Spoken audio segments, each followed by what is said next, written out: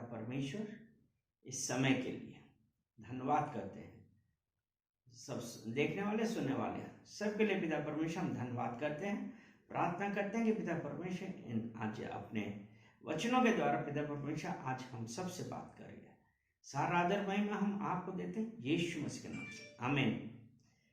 हमारे जीवन में बहुत सारी बातें ऐसे होती हैं जब हमको लगता है कि ये क्या हो गया है, कैसे हो गया है, और कई बार लोग फोन करते हैं, प्रार्थना के लिए करते हैं और एक ही बात पूछते हैं कि हमारे साथ ऐसा क्यों। तो आपको मैं एक बात बतलाना चाहूंगा कि जब हम परमेश्वर में डाउट करते हैं या हम ये क्वेश्चन करने लगते हैं कि हमारे साथ ऐसा क्यों, इसका क्या मतलब है? इसका यही मतलब है कि हमारी जो रिलेशनशिप है परमेश्वर के साथ ठीक नहीं है। और शैतान 3 मुख्य बातों पे अटैक करता है। जो हमारे जीवन की 3 मुख्य बातें हैं उसमें अटैक करता है। पहला क्या है कि हमारा उसके साथ रिलेशनशिप क्या है। हमारा अगर हमारी रिलेशनशिप है तो हमारा उस परमेश्वर के साथ चलना, आवर वॉक विद गॉड, क्या हम उसकी आज्ञाओं पे चल रहे हैं? हमारा उस परमेश्वर के साथ क्या संबंध है? एक ये है जहां पे शैतान अटैक करता है। दूसरी बात है कि हमारी फेलोशिप, जो हमारी फेलोशिप होती है, सहभागिता किसके साथ? हमारी सहभागिता जो बॉडी ऑफ क्राइस्ट है उनके लोगों के साथ हमारी फेलोशिप कैसी है। क्योंकि जब हमारी फेलोशिप होती है, एक हम वचन पढ़ेंगे प्रेरितों के कार्य 2 अध्याय और 42, एक्ट्स चैप्टर 2 वर्स 42, उसमें ये लिखा है, और वे प्रेरितों से शिक्षा पाने और संगति रखने और रोटी तोड़ने और प्रार्थना करने में लौलीन रहे। यानी कि हमारी संगति किसके साथ है? हमारी संगति क्या बॉडी ऑफ क्राइस्ट से है? एक ये है। और जो तीसरा जो पॉइंट है, हमारी डिसाइपलशिप। हमारा डिसाइपलशिप क्या है? यानी कि हम परमेश्वर के किस प्रकार के शिष्य हैं। इसका क्या मतलब हुआ कि जो हमारा जो परमेश्वर के साथ जो कमिटमेंट है, क्या हम उसको पूरा कर रहे हैं? जो परमेश्वर का प्लान हमारे जीवन के लिए है, क्या हम उस पर खरे उतर रहे हैं कि हम अभी भी डाउट पे चल रहे हैं? सबसे बड़ी बात यह है, हमको क्या देखना है कि परमेश्वर का हमारे जीवन में क्या पर्पस है। और यहीं पे जो शैतान है, शैतान जो हम लोगों को यहां पे किस प्रकार भरमाता है। अगर हम उत्पत्ति की पत्री, उत्पत्ति और उसका 3 अध्याय और उसका 2 वचन हम देखते हैं, वो पहला ही वचन देखें तो इसमें ऐसा लिखा है, उसने स्त्री से कहा, क्या सच है कि परमेश्वर ने कहा तुम इस वाटिका के किसी वृक्ष के फल को ना खाना? यानी कि शैतान ने यहां पे क्या किया? क्या सच में परमेश्वर ने तुमसे कहा? क्या सच में? एक ये जो स्पिरिट ऑफ डाउट आई, शक।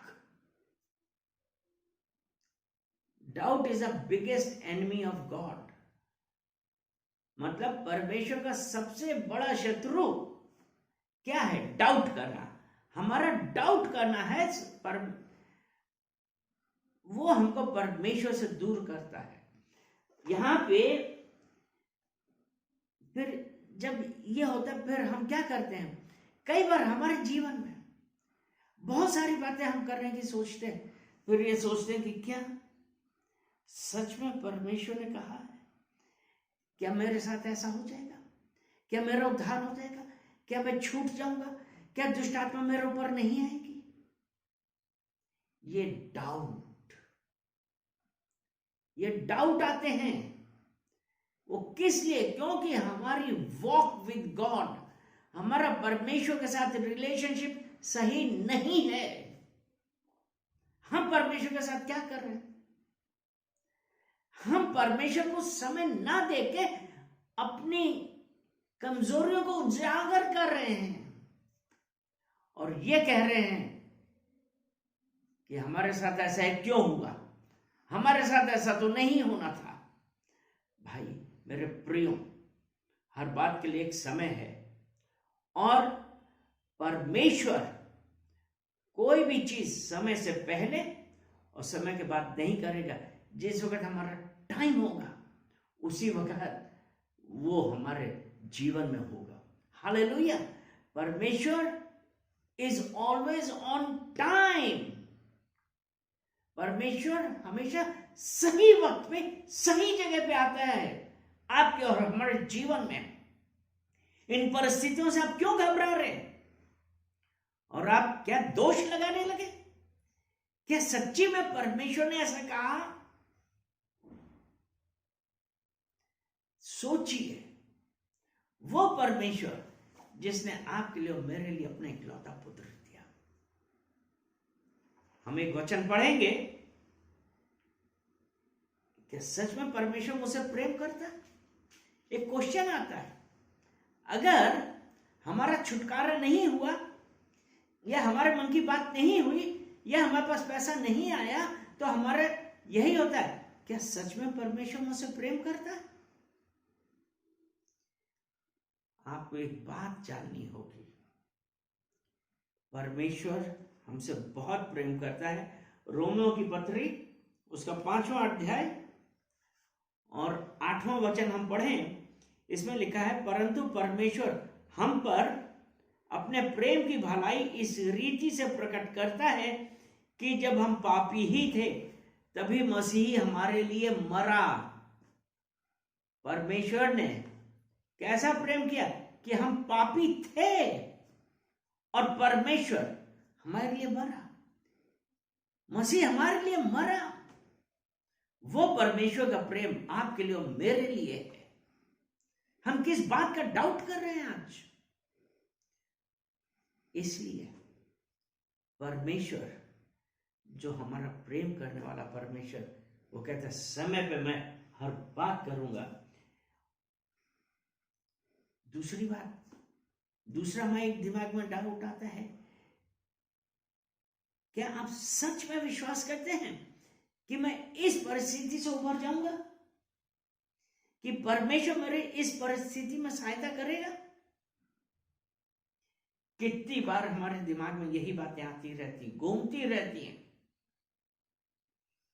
हम भूल जाते हैं कि हमारे सहभागिता हमारी लोगों के साथ हो नहीं रही है, विश्वासियों के साथ हो नहीं रही है, बॉडी ऑफ क्राइस्ट के साथ हो नहीं रही है। तो हमारे दिमाग में क्या आएगा? हमारे दिमाग में शैतान यही विचार डालेगा कि क्या तुम्हें विश्वास है कि परमेश्वर तुम्हें इस चीज से उबार देगा? क्या तुम्हें इस प्रॉब्लम से निकाल देगा? मेरे प्रियजन, आप ये देखिए आपकी सहभागिता कहां पे है। आप ये देखिए कि आपकी परमेश्वर के साथ वॉक कैसी है, आपका परमेश्वर के साथ क्या रिलेशन है। क्या आपने कभी सोचा है? ये जो हमारा सोचना है, हमारा परमेश्वर के साथ रिलेशनशिप, परमेश्वर के साथ हमारा संबंध कैसा है। हम वचन पढ़ेंगे इब्रानियों की पत्री उसका 13 अध्याय और उसका 5वां वचन। इब्रानियों की पत्री 13 अध्याय। आपको एक बात और जाननी होगी कि आप यही सोचते हैं क्या आप सच में विश्वास करते हैं कि परमेश्वर आपको उबार देगा? परमेश्वर ने कहा है कि ना मैं तुम्हें कभी छोड़ूंगा, ना मैं कभी त्यागूंगा। अगर हम इब्रानियों की पत्री उसका 13 अध्याय उसका 5वां वचन पढ़े, इसमें ऐसा लिखा है, उसका बी पार्ट हम देखते हैं, मैं तुझे कभी ना छोड़ूंगा और ना कभी तुझे त्यागूंगा। वो परमेश्वर, उसने कहा ना मैं तुझे कभी छोड़ूंगा ना कभी त्यागूंगा, अर्थात परमेश्वर हमारे साथ है। तो हमको यह विश्वास करना है कि परमेश्वर हमको इस परिस्थिति से निकाल देगा। हालेलुया। इसलिए हम परमेश्वर का धन्यवाद करें कि परमेश्वर हमें इस परिस्थिति से निकाल देगा, क्योंकि परमेश्वर ने कहा है ना मैं कभी तुझे छोड़ूंगा और ना मैं कभी तुझे त्यागूंगा।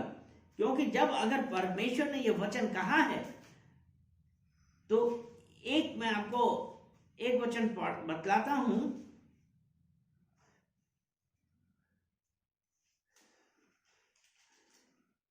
ये मलाकी की पत्री 3 अध्याय और 6 वचन, क्योंकि मैं यहोवा बदलता नहीं, यानी कि इसी कारण हे याकूब की संतान तुम नष्ट नहीं हुए। अगर परमेश्वर ने बोला है कि ना मैं तुम्हें कभी छोड़ूंगा ना कभी त्यागूंगा, वो परमेश्वर, उसने ये कहा है मैं बदलता नहीं, इस कारण हे याकूब की संतान तुम नष्ट नहीं हुए।